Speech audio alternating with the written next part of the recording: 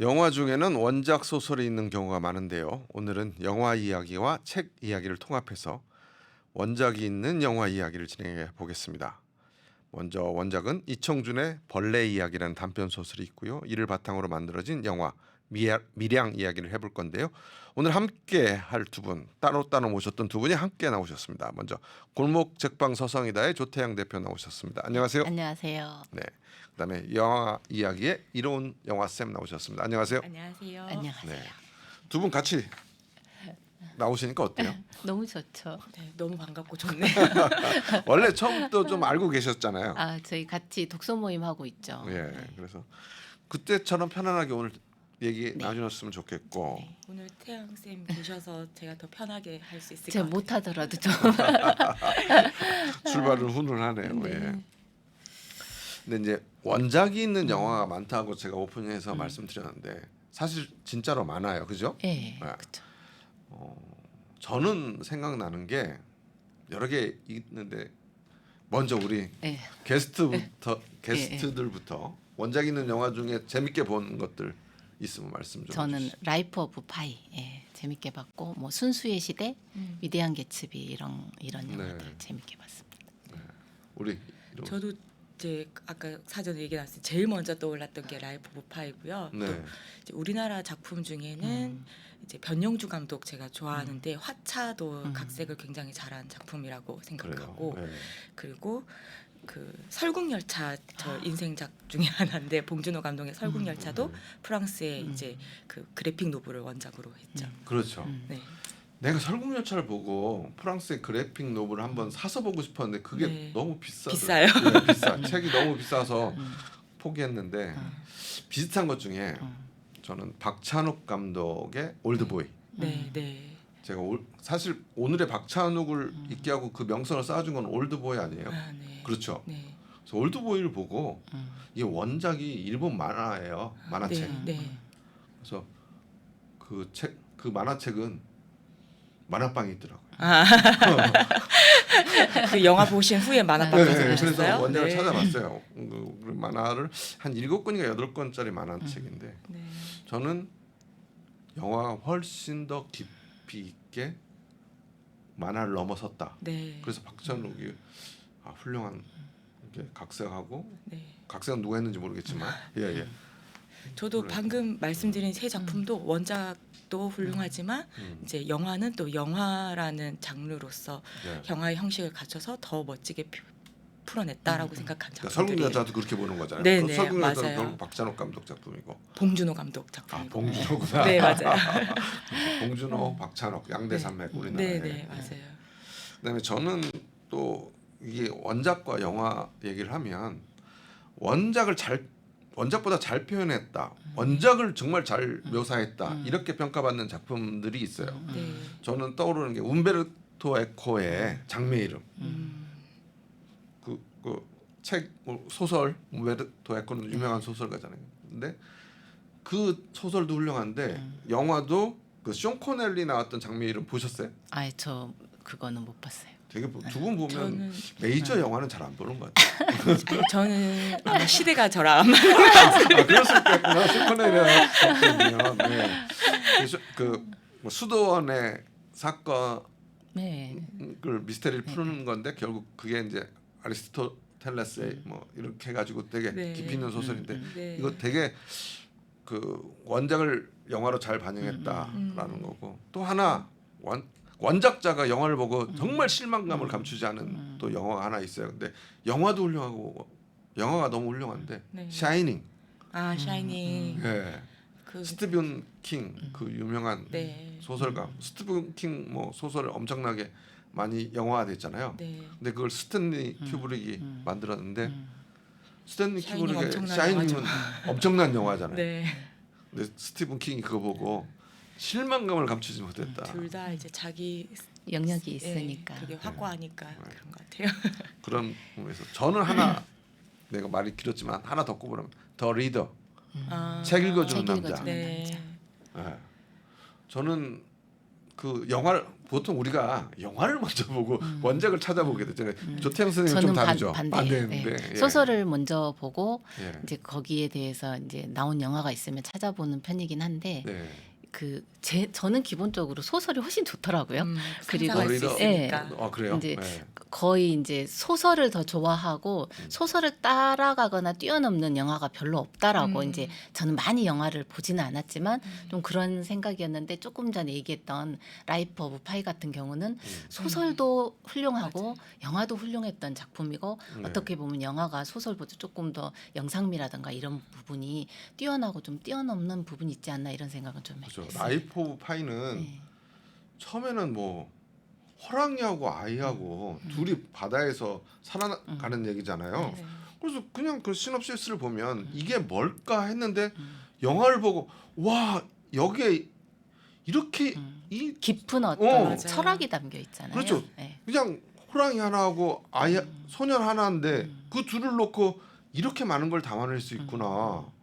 저는 사실 음. 이제 오늘 우리가 나중에 또 이야기하게 되겠지만 이제 오늘 다루게 될 이 미량이라는 작품과 라이프 오브 파이가 또 이렇게 연결되는 지점도 있다고 생각하거든요. 네, 이렇게 결국은 이제 또 믿고 싶은 걸 믿는 이야기이기 때문에 저는 그 영화가 끝나고 난 후에 이렇게 완전 사로잡혀서 그 충격에 이렇게 몇 날 며칠 이렇게 생각할 시간을 가지게 했던 작품이었던 것 같아요. 그래요? 두 작품 모두. 우리 이동훈 선생님 좀 마이크 좀 가까이. 네. 근데 더 리더 얘기를 좀 더 하고 싶은데 더 리더 나는 케이트 윈슬렛 그렇죠. 타이타닉에 나왔던 저는 이 더 리더란 영화 보고 케이트 윈슬렛의 최고의 연기다. 난 케이트 윈슬렛을 이 영화 보고 타이타닉 때는 별로 안 좋아했는데 이 영화 보고 너무 좋아했고 그래서 원작 소설 사서 본 거거든요. 이 영화가 너무 나한테 주는 게 커서. 근데 이거는 여기서 좀 말하고 싶은 게 책은 되게 사회적인 유태인 학살에 관해서 깊이 다룬 건데 네. 영화는 네. 그거를 바탕으로 여기에 사랑에 네. 대한 깊은 또 네. 그걸 담아서 영화란 매체와 소설이라는 매체가 같은 주제를 갖고도 정말 어떤 데 방점을 둬서 다르게 표현할 수 있겠구나 이런 맞아요. 생각을 많이 했던 네. 그래서 앞으로 원작 있는 영화 이야기를 오늘 잘 되면 계속하지 않을까 그런 생각이 됩니다. 네. 일단 우리 벌레 이야기부터 네. 원작부터 네. 먼저 얘기하죠. 작가님 소개부터 할까요? 그렇죠. 이청준이라는 작가를 그- 이청준의 소설이니까 예. 얘기해 주시죠. 이청준 작가님은 장흥 출신이세요. 예. 우리 지역의 장흥 출신이시고 39년에 출생하셔서 2008년에 돌아가셨는데 등단하시는 거는 1965년에 등단하셨어요. 65년에 등단해서 돌아가실 때까지 거의 43년 동안을 작품 활동을 하셨거든요. 그래서 우리가 이제 유명하게 알고 있는 영화화된 소설들이 굉장히 많죠. 굉장히 많죠. 예, 서편제라던가 그렇죠. 서편제도 또 있고 선악동 나그네라는 책은 천년학 이런 걸로 이제 천년아. 됐었고 또 가장 유명한 게 당신들의 천국. 예, 네. 이런 소설들은 굉장히 유명하시고 서편제하고 청년학은 임권택 감독이 네. 감독 메가폰 잡으신 거. 그리고 이제 작품이 엄청 많으신데 거의 한 120편 정도 되는 작품을 예. 창작하셨거든요. 그래서 한국 문학사에서 소설의 시대를 연 작가다. 이렇게 평가를 받고 이분 빼놓고서는 한국 문학을 얘기할 수가 없어요. 그래서 제가 이것 때문에 책을 샀어요. 근데 이청준 전집 20. 25. 예. 그래서 이게 20이고 전집으로 25 한 사람에, 권까지 있어요. 25권까지 예, 있어요. 25 권까지 있습니다. 그래서 정말 다작을 한 거기다 영화된 작품도 많고. 네. 그리고 이제 우리 지역 아주 분이고. 독실한 크리스천인이시거든요. 그러니까 그래요? 이 작품을 분석하는 데 있어서도 이런 부분을 생각하고 얘기하면 좀 좋을 것 같아요. 그렇죠. 네. 여기서도 기독교 이 벌레 이야기와 네. 밀양에서 기독교 이야기를 빼놓을 수가 없어요. 네, 네. 그렇죠. 예. 그래서 뭐 인간의 존재의 근원에 대한 이야기라던가 그다음에 구원이라던가 사랑이라던가 용서에 대한 이야기들을 주로 작품 세계로 다루고 있습니다. 그렇죠. 예. 이청준 작가 얘기했고, 그럼 뭐 벌레 이야기는 조금 이따 얘기하고, 그러면 우리 또 네. 밀양의 감독도 뭐 우리가 얘기 안 하고 넘어갈 수 없는 이창동 감독이잖아요. 예. 네네. 그 이창동 감독님은 이제 고등학교 국어 교사로 재직을 오래 그렇죠. 하셨고요. 이분은 국어 교사셨더라고요. 네, 그 원래 이제 문학도였다가 이제 국어 교사로 이렇게 재직을 오래 하셨고 이제 그 소설가로 이제 재직 중에 소설가로 등단하신 뒤에 작품 활동을 하시다가 40대가 되어서 초록물고기라는 장편 영화로 이제 영화 입봉이라고 하죠. 데뷔를 하시게 됩니다. 네. 그래서 그 한 해 전에 그 아름다운 청년 전태일의 이제 각본을 먼저 쓰셨고요. 아, 그 그랬었구나. 다음 해에 이제 감독으로 초록물고기로 데뷔를 하셨고 그 이후에는 이제 우리 참여정부 시절에 문화부 장관으로 문화부 장관까지 이제 했죠. 역임하시기도 했고 교수로 한유종 교수로도 재직하시기도 했고요. 대표작으로는 이제 제가 너무 좋아하는 또 작품인 박하사탕, 그다음에 오아시스, 시, 뭐 버닝, 미량 이렇게 있는데 이제 이청준 작가님과 좀 대비되는 것은 이제 다작하시는 아티스트는 아닌데 아니죠. 예. 나온 모든 작품들이 다 이제 국내외 모든 이제 평단과 관객들에게 이제 호평을 받는 이제 나온 모든 작품이 다 걸작이다라고 칭송을 받는 우리나라 대표 감독님 중에 한 분이십니다. 이창동 감독이 40대 영화 감독을 했잖아요. 네. 그래서 제가 30대 후반에 이창동 감독 때문에 네. 꿈을 키웠죠. 나도 영화 감독. 아, 네, 네. 40대 합의가 네, 그런 존재들은 소중한 것 같아요. 꿈은 뭐 다 이루는 건 아니지만. 네. 예. 저도 박한서님이 40살에 등단했다는 맞아요. 얘기를 듣고 한때 맞아요. 꿈을 꿨었는데요. 맞아요. 저는 아네스 바르다라는 감독을 좋아하는데 음. 그분은 90살까지 영화를 찍으셨거든요. 아, 그래서 맞아요. 저도 언젠가는이라는 꿈을 남겨두고 있습니다. 그 이창동 감독 얘기하면 초록물고기로 데뷔를 했는데 네. 이 작품이 너무 훌륭해서 그죠? 네. 그리고 뭐 한석규가 너무 훌륭한 연기를 연기도 했지만 잘했고, 네. 뭐 이 영화 때문에 뜬 배우가 또 있죠. 네. 여기서 건달로 나온 송강호. 송강호가 이 맞아요. 영화에서 저거 진짜 건달을 데려다 놓은 거 아니야? 이러면서 송강호가 그 다음에 넘버 3 나오면서 네, 네, 맞아요. 송강호가 현재의 송강호가 된 거죠. 네, 네, 네. 이창동 훌륭한 감독인데. 이 작품 이번 같은 영화도 정말 송강호가 다시 보이더라고요. 그렇죠. 송강호가 연기를 사실 연기를 너무 네. 잘하세요. 그러니까 송강호 최고의 연기다라고 평하시는 분들도 많아요, 사실. 그러니까 연기가 아니라 진짜 그 카센터 사장 같은 네. 딱 그 캐릭터로 있더라고요. 네, 네, 네. 그러니까 저는 예전에 밀양을 봤을 때는 전도연이 거의 중심으로 네, 네. 영화를 끌고 가고 네. 송강호는 뭐 이게 맞아요. 러버도 아니고 주연도 아닌 것 같고 사실 비중도 주연을 작죠. 따라다니는 네. 조연인데 그래서 약간 음. 야 송강호가 이렇게 자기 존재감이 없는 영화가 있나라고 예전에 생각했는데 그렇죠. 이번에 다시 보니까 그렇죠. 이래서 송강호 하는구나 저렇게 없는 듯. 없는 듯 하면서 자기 존재감을 걸 가지고 하는 있는. 와 그래서 역시 송강호는 송강호다 이런 생각을 맞아요. 했던 영화인데 예, 우리가 너무 얘기를 많이 했네. 책 줄거리를 좀 먼저 줄거리 얘기해요. 벌레 이야기. 네. 그 여기에서 영화하고 가장 큰 차이점이 이제 서술자의 차이거든요. 네. 여기에서는 한 마을에 약국을 운영하고 있는 부부가 있어요. 네. 근데 그 부부의 중에서 남편의 입장에서 아내의 이야기를 전달해 주는 형식이거든요. 그렇죠. 이 형식도 굉장히 좀 중요하고요. 네. 네. 근데 이 부부가 이제 약국을 운영하고 있는데 초등학교 4학년이 된 남학생 아들이? 아람이라는 네. 아람이라는 그 아이가 어느 날 실종을 하게 됩니다. 그래서 부부가 이 아이를 찾기 위해서 백방으로 노력하지만 어떤 소식도 듣지 못해요. 이제 거기 영화하고 조금 차이가 나는 게 뭐 영화에서는 살인자가 그 협박 범인이 전화를 협박 전화를 할 때. 했는데 왜냐면 여기에서는 소설 그런 얘기만 게 문제에서 영화는 이쪽에서 예, 하실 예, 거예요. 알겠습니다. 예, 그래서 어떤 소식도 듣고 있지 못하다가 두 달이 있는 다음에 두 달 후에 이렇게 그 안매장한 상태로 발견이 발견되죠. 되거든요. 예. 그래서 어떤 그 범인을 찾기 위해서 또 부부가 노력을 해요. 네. 경찰서나 이런 데에서도 끊임없이 이제 노력을 하는데 시간이 지나니까 모두 잊혀져 가는 거고 네. 이제 이 그 아내가 아이를 찾기 위해서 굉장히 노력하고 결국 범인이 밝혀지는데 그 아이가 다니고 있었던 주산학원의 원장이 원장이죠. 예, 예. 그 돈을 노리고 한 범인으로 이제 밝혀지는 거고 이렇게 고통을 받고 있는 와중에 평소에 신앙심이 아주 깊었던 그 이불집 사장이 있어요. 근데 그 이불집 사장이 이 아람이 김집사. 예, 김집사님이 아람이 엄마에게 와서 이제 교회를 다니자고 이제 권유를 하는 거예요. 그래서 이 아람이 엄마가 종교의 힘을 통해서 어떤 복수심이라던가 또 원망의 마음이라던가 이런 인간이 겪을 수 있는 가장 큰 고통을 이제 견뎌 나가는 거죠. 견뎌 나가면서 결심을 하게 됩니다. 그래, 하느님의 이름으로 또 주님의 어떤 사랑을 받아서 내가 이 살인자를 용서하겠다라고 생각해서 용서를 하러 갑니다. 그래서 교도소에 가는데 살인범을 이렇게 만나게 되거든요. 근데 그 살인범이 거기서 뭐라고 하냐면 나는 이미 주님을 만났다. 그리고 주님의 구원과 용서 속에 나는 사랑과 평화를 얻었다. 네. 이렇게 말하는 얘기를 듣고 아람이 엄마는 이제 좌절하게 되는 거죠. 절망을 하는 하죠. 거죠. 예. 그래서 용서를 해야 되는 내가 용서를 하지 않았는데 누가 당신을 용서했느냐라고 하면서 절규를 하면서 나중에 실질적으로 자살을 하는 이야기로 이 이야기가 이제 마무리됩니다. 네. 그렇죠. 이렇게 본래 얘기가 이렇게 하고 이게 밀양에서는 어떻게 바뀝니까? 등장인물이 좀 더 다채로워졌죠. 밀양은 어차피 2시간이 넘는 네, 네. 영화를 끌고 가야 되니까 네. 소설은 한 40여 페이지 정도의 네. 단편 소설, 한 50페이지 정도 단편 소설인데 영화는 2시간이 넘기 때문에 네.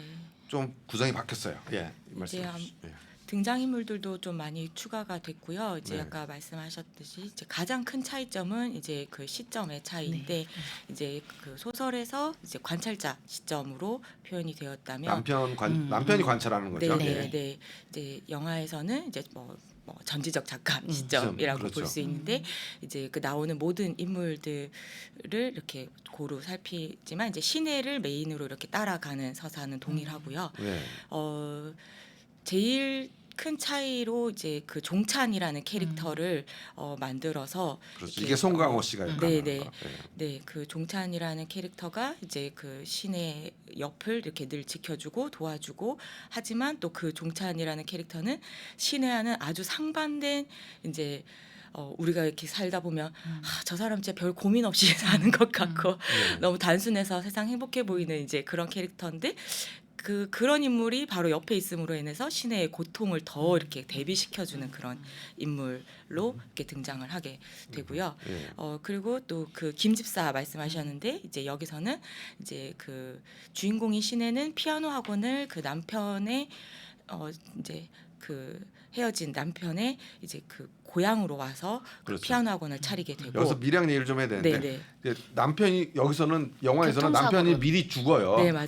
그러니까 남편을 네. 죽여놓고 죽여놓고 네, 그 죽은 남편의 남을 이제 고향이라는 이유로 밀양에 그리고 오는 뭐 거죠. 이 도시의 이름이 마음에 든다는 또 이유로 이제 이 소도시에 와서 이렇게 살고자 결심한 이제 그 신의 이야기로부터 출발을 하고요. 예. 그리고 그 신혜가 이제 이 작은 도시에 정착하게 되는 과정에서 이제 피아노 학원을 차리게 되는데 이제 이웃에 이제 그 약국이 있고 그 약국에서 신혜에게 교회 생활을 권하는 신앙 생활을 권하는 인물로 이제 김 집사님이 이제 약국의 이제 약사로 이제 그렇죠. 등장을 하게 됩니다. 원래 이쪽에서는 주인공이 주인공이 약국인데 네. 여기서는 김집사가 예. 약국 약사죠. 네, 예. 네, 네. 그런 차이들이 있고 이제 뒤로 가면 이제 그 웅변여가 그 주산학원이 나왔다면 여기서는 이제 웅변학원. 웅변학원 원장이 이제 범인으로 나오는데 그 웅변학원 원장의 이제 딸을 또 그렇죠. 등장시킴으로써 딸이 저는 그- 중요하다고 좀 봐요. 네, 예. 그 엄마가 가질 수 있는 그 딜레마를 이제 극대화시킨 네. 또